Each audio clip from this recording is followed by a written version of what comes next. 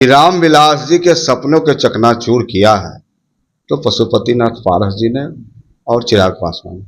रामविलास जी का क्या सपना था? उस घर में मैं दीपक जलाऊंगा जिस घर में सदियों से अंधेरा है। और भारतीय जनता पार्टी और एनडीए के तमाम नेता, आरएसएस के प्रमुख बोलते हैं आरक्षण की समीक्षाएं होगी, आरक्षण समाप्त कर दिया जाएगा, और उस पार्टी को ये साथ देते हैं जो पहले अपने समाज को धोखा देने का काम करेगा। जो समाज का नहीं होगा वो किसी का नहीं हो सकता है।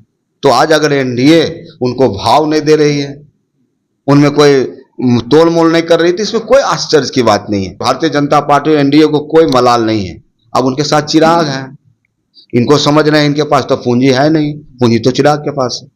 तो ऐसे लोगों का राजनीति में ही हर्ष होता है। आप लोग के साथ अगर आएंगे तो आप लोग रखेंगे? देखिए, राष्ट्रीय जनता दल महागठबंधन एक ऐसा परिवार है, एक ऐसी छाता है, एक ऐसा बागिया है कि इस बगिया में सभी फूल खिलते हैं। लालू प्रसाद यादव जी का जो विचारधारा है, जो राष्ट्रीय जनता दल का विचारधारा, इस विचारधारा को कोई अपनाता है तो निश्चित रूप से पार्टी के लिए अच्छी बात है। स्वागत है निश्चित तौर पे। नमस्कार, स्वागत है आपका लाइव बिहार में। मैं हूं आपके साथ है संजीव सिंह। देखिए, लोकसभा चुनाव में पशुपति कुमार पारस की जो पार्टी है राष्ट्रीय लोक जनशक्ति पार्टी, इनको एक भी सीट नहीं मिले। इसके बाद पशुपति कुमार पारस कल दिल्ली में एक बैठक की और बैठक में उन्होंने साफ तौर पर कह दिए हैं कि जिस प्रकार से हमें लोकसभा में एक भी सीट नहीं दिया गया है, यह हमारे साथ नाइंसाफी हुई है। और साथ ही उन्होंने कहा है कि अगर विधानसभा चुनाव में अगर हमें सम्मानजनक सीटें नहीं मिली तो तमाम जो हमारे कार्यकर्ता है, हमारे तमाम जो नेता है, सर्वसहमति से हम लोग फैसला लेंगे कि आगे हम लोग को क्या करना है।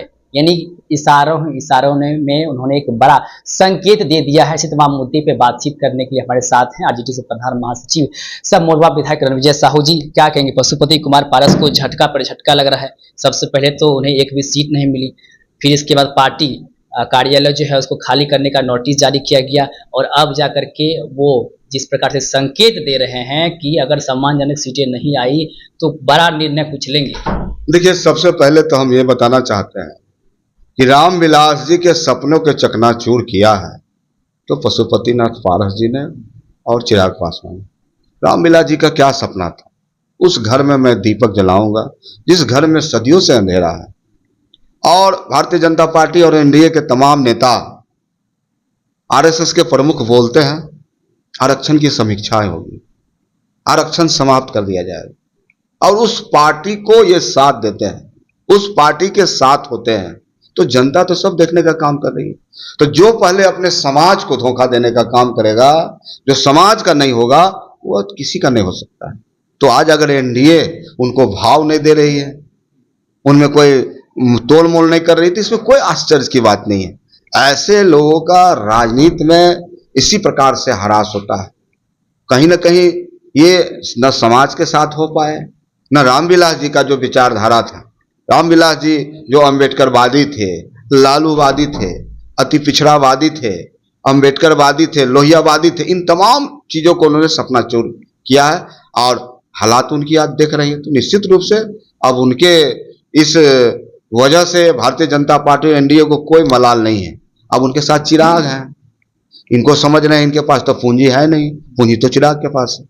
तो ऐसे लोगों का राजनीति में ही हर्ष होता है। पार्टी कार्यालय खाली करने का जैसे नोटिस किया, उसको लेकर के कह रहे हैं कि ये सोची समझी साजिश है, साजिश के तहत हमारे पीछे कुछ लोग लगे हुए हैं और हमारे पार्टी कार्यालय को खाली कराना चाह रहे हैं। तो पशुपतिनाथ पारस जी माननीय मंत्री भी रहे हैं, ये चीज तो उनको पहले सोचना चाहिए कि आखिर हम उनके अलायंस में हैं, पार्टनर में हैं, उनको टिकटें नहीं देती है, मंत्री पद खोना पड़ता है, उनको कहीं सम्मान नहीं मिलता है।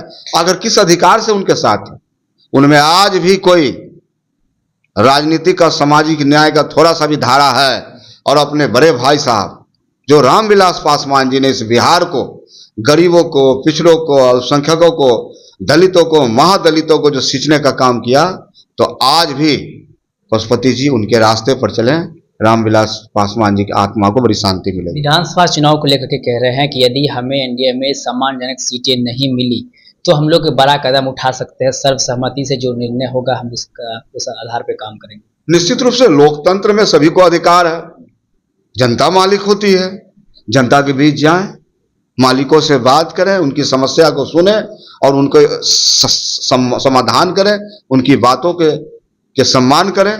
तो ये तो खुला हुआ मैदान है। आप लोग के साथ अगर आएंगे तो आप लोग रखेंगे? देखिए, राष्ट्रीय जनता दल महागठबंधन एक ऐसा परिवार है, एक ऐसी छाता है, एक ऐसा बागिया है कि इस बगिया में सभी फूल खिलते हैं।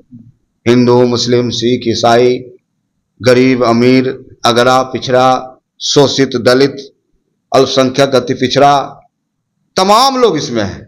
और हम समझते हैं कि लालू प्रसाद यादव जी का जो विचारधारा है, जो राष्ट्रीय जनता दल का विचारधारा, इस विचारधारा को कोई अपनाता है तो निश्चित रूप से पार्टी के लिए अच्छी बात है। स्वागत है।